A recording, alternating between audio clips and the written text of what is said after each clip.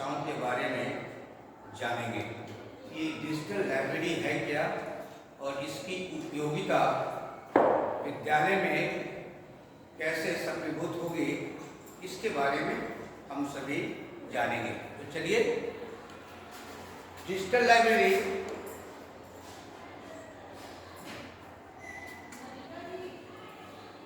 कि हम जिसको डिजिटल लाइब्रेरी, जिसे हम हिंदी में पुस्तकालय भी कहते हैं, इसकी एक परिभाषा क्लिफोर्ड लिंच ने इस प्रकार दी है। 1995 के अनुसार डिजिटल पुस्तकालयों और नई प्रौद्योगिकियों पर एक प्रसिद्ध विशेषज्ञ डिजिटल पुस्तकालय को डिजिटल सूचना और ज्ञान से एक बड़े संगठित भंडार तथा उपयोगकर्ताओं के एक समुदाय को सुसंगत पहुंच प्रदान करने वाली एक प्रणाली है।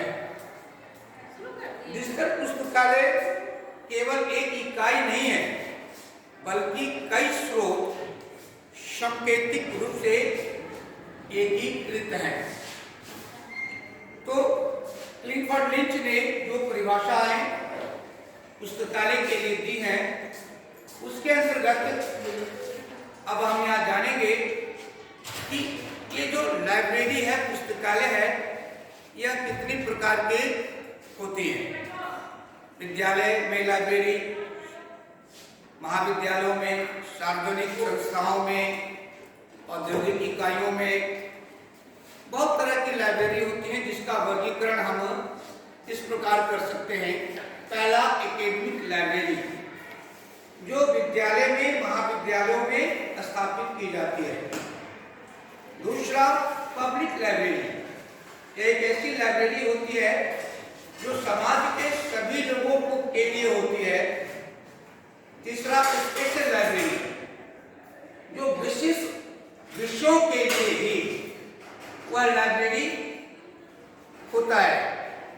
डिजिटल लाइब्रेरी, डिजिटल लाइब्रेरी की एक विशेषता है कि उस लाइब्रेरी में संचार के माध्यम से पूरे विश्व में जितनी भी लाइब्रेरी होते हैं, उनसे वो सब एक दूसरे से जुड़े होते हैं और किसी भी प्रकार की सूचनाओं के लिए हम एक दूसरे से सहायता प्राप्त करते हैं। पांचवा है नेशनल लाइब्रेरी, जिसे हम भारतीय लाइब्रेरी के नाम से जानते हैं। पांचवा, वर्चुअल लाइब्रेरी। छठा और अंत में हाइब्रिड लाइब्रेरी। इस तरह से हम पाते हैं कि पुस्तकालय 7 प्रकार के होती है, जिनमें विभिन्न क्षेत्रों के विषयों पर इसकी स्थापना की जाती है। अब आगे कहते हैं कि इस लाइब्रेरी में डॉक्यूमेंट, जो हमारा डाटा होता है, कि सॉफ्ट कॉपी को सीडी या हार्ड डिस्क में पीडीएफ फॉर्मेट में सेव किया जाता है। हमने हेडिंग में पढ़ा डिजिटल, तो डिजिटल जिसके संचार के साधन है, मोबाइल है, हार्ड डिस्क है, कंप्यूटर है, सॉफ्टवेयर है, ऑप्टिकल्स है, इन सबों में यह सेव किया जाता है। इसकी मदद इंटरनेट पर article, books, paper, magazine, novels, image, sound files, video आसानी से देखे जा सकते हैं। हम कह सकते हैं कि डिजिटल लाइब्रेरी में किसी भी प्रकार की जानकारी हम इंटरनेट के माध्यम से, उस वेबसाइट के माध्यम से तत्क्षण तुरंत प्राप्त कर पाते हैं। इन पीडीएफ फाइल्स को मैन्युअली भी पढ़ा जा सकता है। हम एक दूसरे को इसको ट्रांसफर भी कर सकते हैं, अपलोड भी कर सकते हैं। डिजिटल लाइब्रेरी की एक विशेषता है। आगे बढ़ते हैं कि आखिर what is digital library, digital library क्या है, इसके बारे में हमने आपको थोड़ा सा बताया।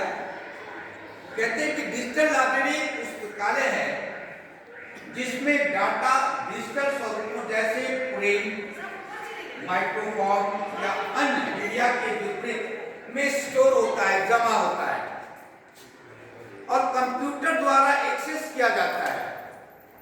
कंटेंट को स्थानीय रूप में स्टोर किया जाता है या दूरस्थ रूप से एक्सेस किया जा सकता है।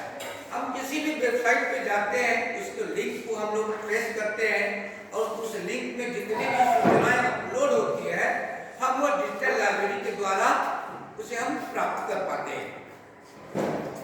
कंटेंट को स्थानीय रूप में स्टोर किया जाता है या दूरस्थ रूप से एक्सेस किया जा सकता है।